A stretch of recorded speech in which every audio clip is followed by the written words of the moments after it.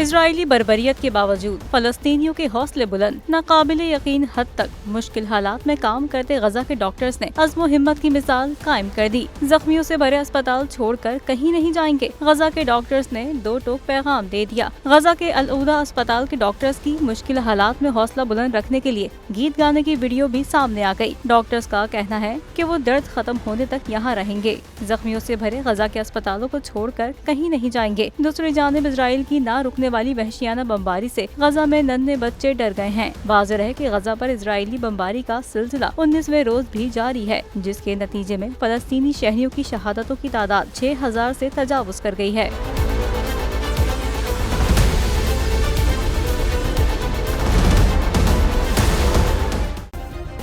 Subscribe करें और bell दबाएं ताकि कोई खबर रह न जाए।